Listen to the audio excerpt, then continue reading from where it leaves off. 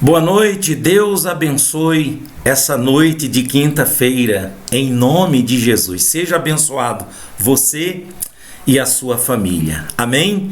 Escreve aí, amém, para que seja abençoado você e sua família. O nosso assunto vai ser sobre os três grandes inimigos do casamento. Os três grandes inimigos do casamento. Seria muito bom você prestar muita atenção, principalmente você que é casado ou vai se casar, para que você já possa se fortalecer contra esses três inimigos do casamento. Então, nós vamos colocar aqui o professor Samuel Napomuceno falando sobre esses três grandes inimigos do casamento.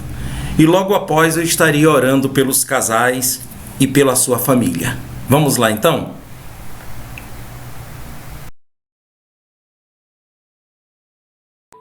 Eu gostaria de trazer, primeiro, três grandes inimigos do relacionamento saudável e o que faz com que muitos se desencantem com o casamento hoje em dia. O primeiro grande inimigo que eu percebo nos nossos dias é o negócio chamado individualismo e egoísmo. É o nosso tempo, gente. A gente vive a cultura do selfie. Você sabia que a palavra selfie significa si mesmo? Quando você pega o celular e tira uma foto, é o si mesmo. Então a gente está totalmente preocupado com a gente. A gente casa ou tem um relacionamento não para fazer o outro feliz. A gente casa para ser feliz. Ao invés da gente ser feliz fazendo o outro feliz, a gente está pensando exclusivamente na nossa relação. Inclusive, tem gente que fala que você tem que escolher o seu cônjuge para ver se isso melhora a sua teia de relacionamentos. Aí tem essas linguagens coach assim, para melhorar as suas oportunidades, para te abrir portas. A gente começa a pensar na possibilidade de qual o custo-benefício que eu vou ter com aquele casamento, com aquele relacionamento. Olha só que coisa terrível. E qual que é o reflexo desse egoísmo e desse individualismo no casamento? Primeiro, um conceito interessante, que é a conjugalidade egoísta. O que é a conjugalidade egoísta? Casais que só pensam na felicidade de você mesmo. Se o casamento é bom, é desde que me sirva. Se sirva de status, de promoção financeira, de prazer, mas qualquer coisa que vai contra a minha vontade, aí eu já começo a achar que é tóxico. Gente, não vai dar para viver a dois, né? Porque o outro é diferente. Porque se você está achando que você vai casar com uma pessoa que vai fazer só a sua vontade, você não está tendo um cônjuge, você está tendo um adorador, um bajulador. Vai ter divergência. E a nossa geração parece que ela não suporta a possibilidade de você condescender, de você ser humilde, de você servir o outro, que isso que é amor, isso que é casamento. Sai o eu, entra o nós. Você continua com a sua individualidade? Sim, mas você agora o que é o princípio de Gênesis clássico, né? Deixará o homem seu pai e sua mãe, Jesus também fala isso em Mateus 19, e se unirá à sua esposa, e os dois se tornarão uma só carne. Agora a vida é a dois, a mentalidade é a dois. Mas para a nossa mentalidade contemporânea, egoísta, individualista, que só pensa em si mesmo, parece um absurdo. Conjugalidade egoísta é justamente isso, né? Solidão conjugal.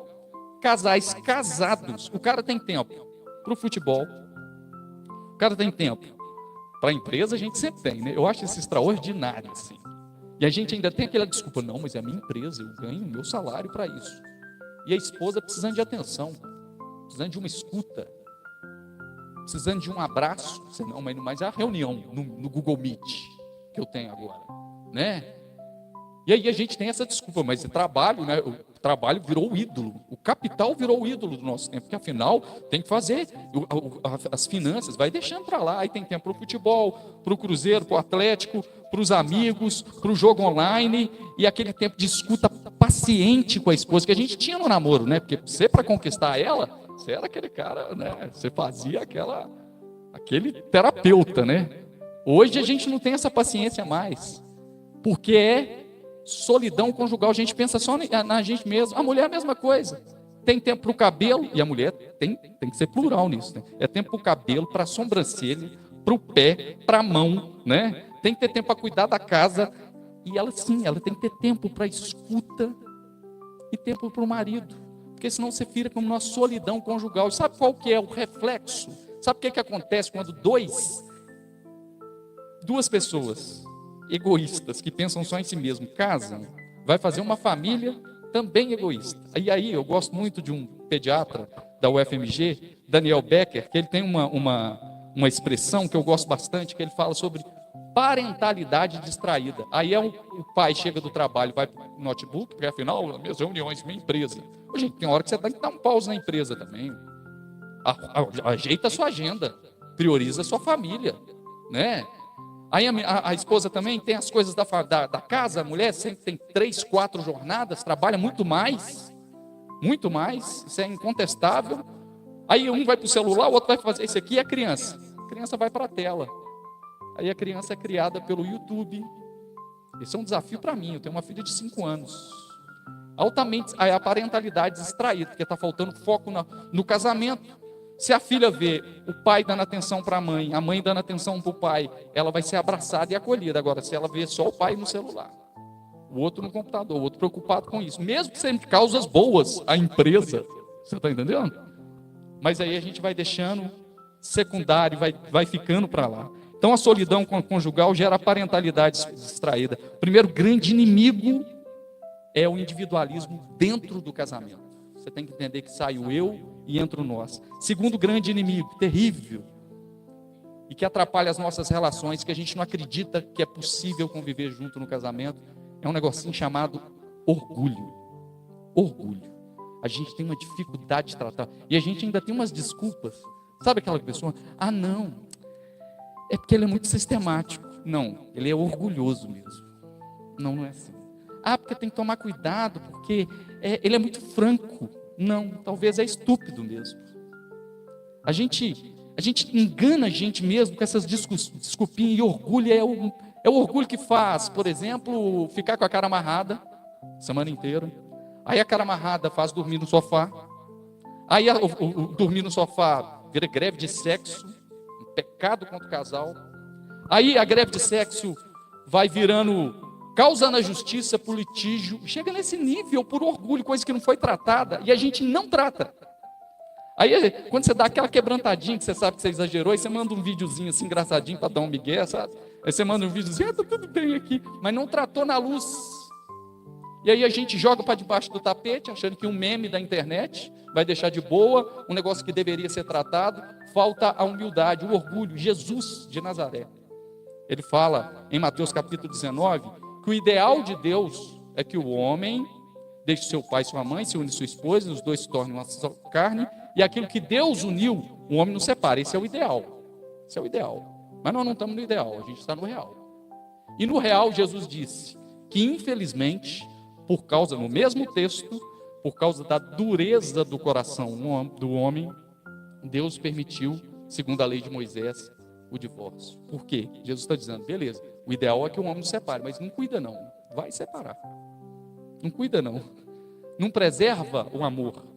Deixa o orgulho tomar conta, deixa a vaidade tomar conta, coisinha boba. O orgulho é o grande patrocinador da falta de humildade para pedir perdão e perdoar. Ô, gente, tem que ter, a pessoa te conhece. Falta de humildade para aprender com o outro. Afinal, no casamento não tem ninguém que sabe mais. A menina, vamos dizer assim, né? Vou usar expressões aqui. Às vezes casou, o cara é PhD, pós-doutor em alguma área, casou com a menina simples, tem lá só o ensino médio. Ninguém sabe mais do que ninguém no casamento. Não existe mestre. Eu gosto muito da expressão que o apóstolo compara o casamento entre um homem e uma mulher como um mistério. Diante do mistério não tem doutor. Você pode ter casado com um psicólogo. Não existe hierarquia na relação de que um sabe mais do que o outro. Reconhecer que eu vou aprender com meu cônjuge, ela vai aprender comigo, e assim a gente tem que ter essa humildade, pedir perdão e perdoar. Casamento só sobrevive com humildade. Você vai errar com o seu cônjuge. Se você não tiver humildade para reconhecer, você vai ter dificuldade de conviver. Humildade para pedir perdão, para perdoar, para reconhecer, para aprender com o outro. Fundamental ter humildade. Casamento que não trata o orgulho vai ficando amargurado. Jogamos nossa dureza de coração para debaixo do tapete e assim vamos ficando amargurados. A mulher vai ficando rixosa e rancorosa. Por quê? Quando a gente joga debaixo do tapete, a primeira oportunidade daquela ferida não tratada, ela volta à tona de novo. E aquilo que poderia ser tratado vai criando raiz, que a gente chama de raiz de amargura. A raiz de amargura vai deixando a pessoa rixosa. A mulher fica rixosa e briguenta, o homem vai ficando iracundo. Sabe que avô iracundo, assim, rabugento? Aí, casou, ficou assim. É por isso que as próximas gerações não querem casar. Como é que ficou? Poderia ser doce, leve. Será que o amor traz esse tipo de comportamento? Tem alguma coisa errada aí. O que a gente pode fazer para tomar cuidado com esses inimigos? Não se trata orgulho com meme da internet. Terceiro grande inimigo para nós: incompatibilidade de temperamentos e de gostos. Gente, uma coisa elementar. A nossa geração não está preparada para vida a dois normal. A gente precisa chamar um coaching de empresa, para chamar a empresa, reunir todo mundo para falar o óbvio. Para falar o óbvio.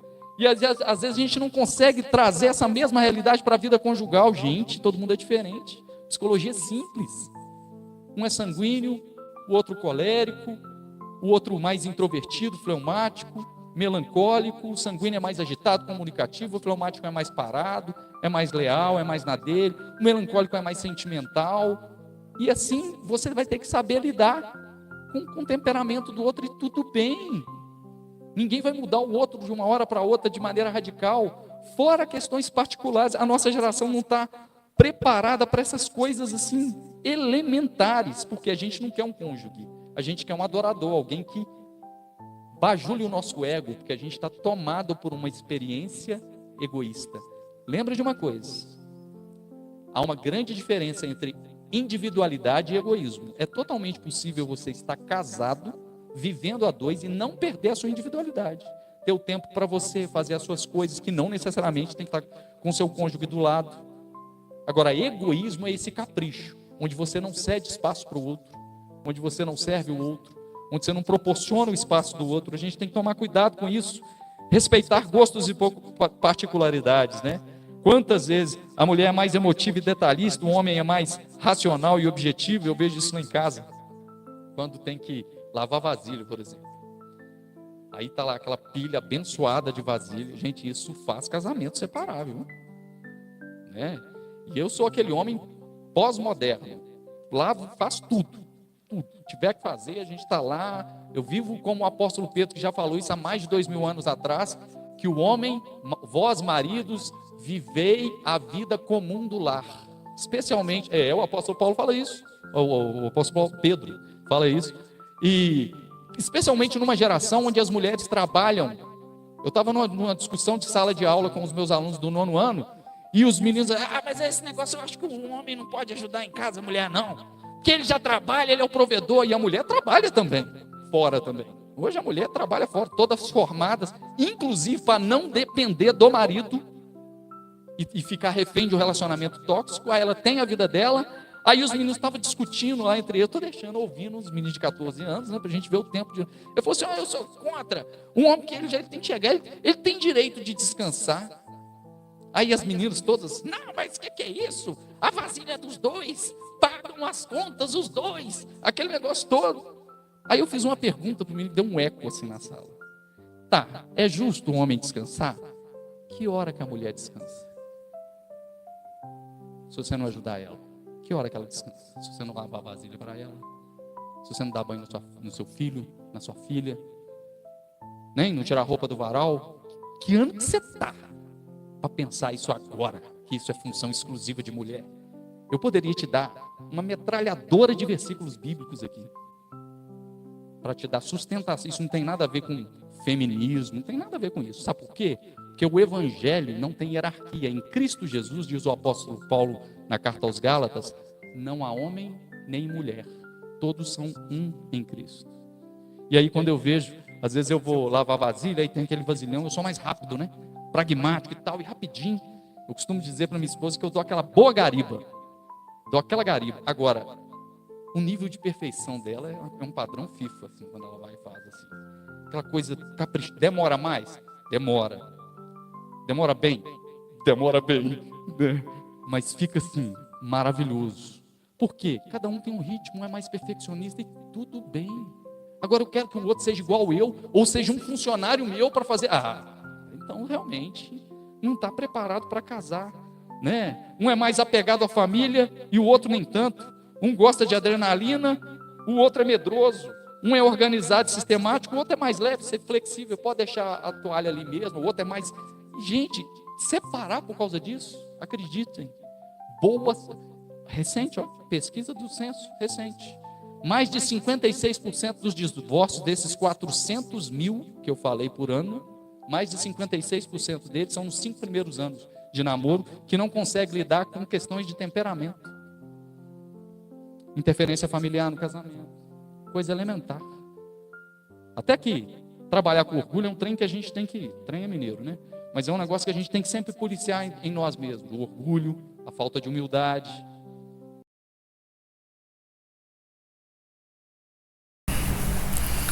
Orgulho, a falta de humildade, tem que trabalhar. Se for preciso, você volta a fita, vai anotando essas coisas, é muito importante você pegar essas ferramentas para poder você abençoar o seu casamento. Então nós trouxemos para vocês os 3 grandes inimigos do casamento. Eu vou realizar a oração nesse momento, pelos casais, pela família, por todos vocês. E quero convidar você daqui de Itabirito para estar conosco todos os domingos. 10 horas da manhã nós temos o estudo bíblico, a escola dominical com o professor Samuel Napomuceno. E à noite nós estaremos com culto de adoração, louvor e unção. Estarei ungindo com o óleo cada um de todos vocês que estiver nesse dia de domingo, todos os domingos, 10 da manhã e à noite às 18 horas. Temos também dias de quarta-feira, estudo bíblico às 19 horas, na rua José Benedito 375, aqui no bairro de Santa Eufigênia, em Itabirito. Tá bom? Vamos falar com Deus em nome de Jesus. Nosso Deus e Pai, Deus Todo-Poderoso, em nome de Jesus Cristo, eu quero te pedir, ó Deus, por estes casais, por este casal, meu Pai, que está a ponto da separação, está por um triz para destruição de uma família. E eu quero rogar ao Senhor, pedir ao Senhor, que o Senhor venha abençoar esse casal, Pai. Que esse casal venha em ter esse entendimento sobre esses 3 grandes inimigos do casamento, que se esse casal eliminar esses 3 grandes inimigos do seu casamento, certamente não vai haver destruição. Pai, Deus Todo-Poderoso, eu peço ao Senhor agora, Pai, visite essa esposa, esse marido, em nome de Jesus, e vem com a sua bênção, Pai, sobre esta família, porque esta família, meu Deus, ela é uma família que o Senhor constituiu, o Senhor permitiu, que faz parte da sociedade. E tem que ser exemplo para as outras famílias. Não que nós vamos ficar mostrando para os outros, ou dependendo dos outros, vivendo para os outros, para que os outros venham nos aplaudir, nos aprovar. Não, mas que nós temos que ser exemplo como um casal cristão, uma família cristã. Temos que ser exemplo, não para aparecer, para mostrar, mas justamente para glorificar o teu nome, santificar o teu nome. Deus, em nome de Jesus, abençoe os casais, abençoe a família, abençoe esses que estão agora, nesta noite de quinta-feira, ou estejam em outro horário, meu Deus, participando desta oração. Em nome de Jesus, Pai, eu quero te rogar, te pedir por todos esses que estão inscritos nesse canal. Eu quero te rogar, te pedir por esses que estão dentro do grupo de oração, que estão participando conosco. Em nome de Jesus, para a honra e glória e louvor do Pai, do Filho e do Espírito Santo. Em nome de Jesus, seja abençoado você, sua família, sua casa, sua vida financeira, sua saúde em todos os sentidos. Amém. Amém. Glória a Deus. Amém, meus irmãos. escreve aí o nome da sua esposa, escreve aí o nome do seu marido, escreve aí o nome do seu cônjuge, os dois, o teu nome e o nome do seu cônjuge. Escreve aí, porque toda vez em que esse link for aberto e alguém estiver orando, então, quando você estiver orando, você cita pelo menos isso, esses casais que estão com os nomes aqui, esses que estão escrevendo o nome do seu cônjuge. Aí você cita, quando você estiver orando aí, vamos citar esses nomes, o nome desses casais, tá bom? Muito bem, eu quero encerrar então agradecendo a todos vocês que têm ajudado, você que tem acompanhado aqui o canal É Tempo de Oração e que acompanha também o Ministério Tempo de Oração. Você tem sua consciência tranquila porque você tem ajudado, você tem colaborado com seu dízimo. Não é verdade? Porque você vê como justiça. É justo eu ajudar esse canal que tanto está me ajudando. E você vê que é justo ajudar, dizimar esse ministério que tanto está te abençoando. Então, a tua alma é generosa.